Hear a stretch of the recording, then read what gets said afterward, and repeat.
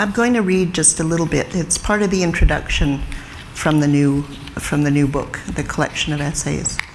And the introduction is called Sit With Me by This Dialogue Fire. At the watershed moment in Canadian history, when the Truth and Reconciliation Report was issued, the Honourable Justice Murray Sinclair positioned truth as mandatory and as a precedent for reconciliation, articulating the fundamental principle that without truth, there can be no reconciliation.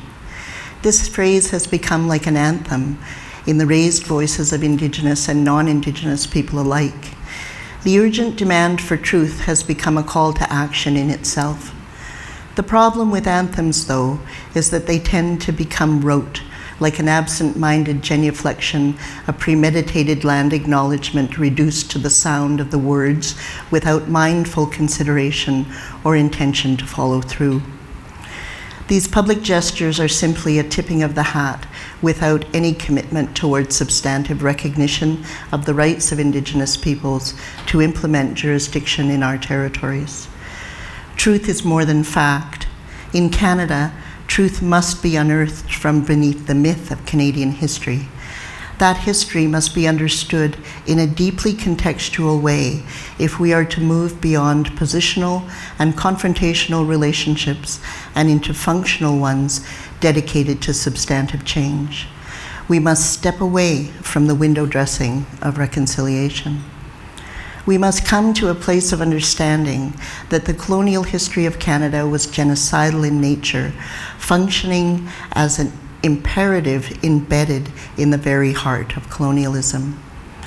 The conversations, academic and otherwise, about colonialism articulate its complexity, and we see work in its derivatives, post-colonialism, neo-colonialism, settler colonialism, and so on. Each of these iterations and more generate important and elucidative study. At the same time, I find it distracts from the fundamental meaning of colonialism, and it is critical that its ugly heart not be lost in the study of it.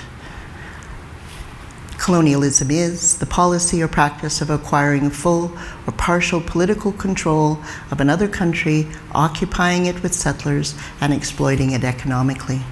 That's it. That's all. This is the unvarnished, grasping truth of the intention of colonizing European nations that set their sights on the riches of the so-called New World. Human settlement was only secondary to the economic goal. The colonizing settlers are simply the drones in the beehive of colonial ventures, their value limited to how well they enrich the various states who finance the colonial venture. I often visualize what I refer to as the colonial toolkit, a collection of implements used to activate the aims of colonialism.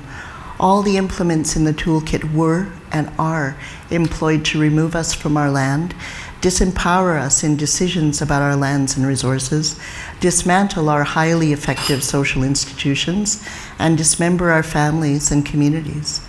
To accomplish these goals, there were, for example, policies established that mandated the starvation of Indigenous people to force their submission.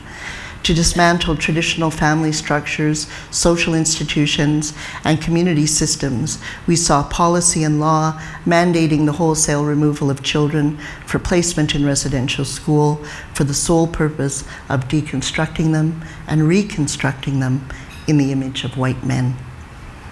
To understand the brutal circumstances Indigenous people of Turtle Island continue to endure, we must reach under the myth of Canadian history.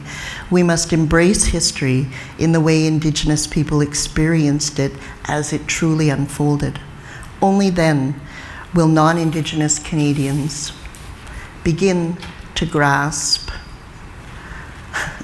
the true horror of what we were subjected to and how the needs of that horror continue to sprout and take hold, or the seeds, of that history continue to sprout and take hold in our lives today.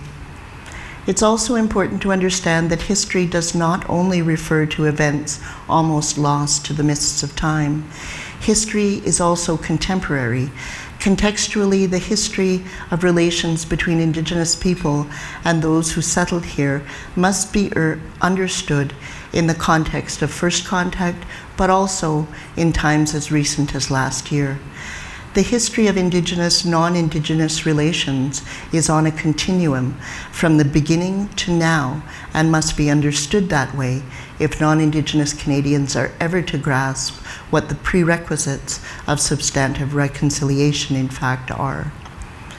To participate meaningfully in reconciliation, non-Indigenous Canadians must not only be supportive, but also must insist that the resources, natural, political, and financial, required for substantive change are generously and enthusiastically provided as needed and articulated by Indigenous peoples.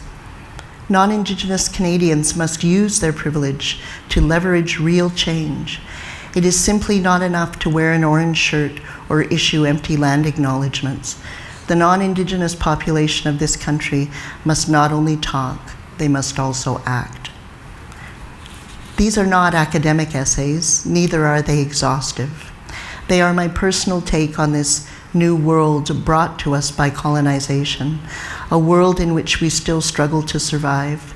These essays examine the brutal intentions of colonialism that continue to harm us, whether that be in the form of starvation policies, residential schools, and their child welfare descendants, the acceptance of brutality against our women, the dishonesty of government, or the insufficiency of monetary compensation. I encourage, we don't need to read that part. I encourage readers to consider Indigenous reality in the true context of these histories, to deepen their understanding and call upon their own compassion and responsibility to engage in these conversations beyond the last page. During momentous occasions, many Indigenous people engage in the ceremonial practice of lighting a spirit fire to engage the ancestors, so to speak. The fire remains burning day and night until the occasion is complete. These essays are intended to spark dialogue, to provide a deeper view of both early and contemporary history through the lens of Indigenous experience. Let us together light a dialogue fire. Let us keep the flame alive until truth overturns the colonial lie. Thank you.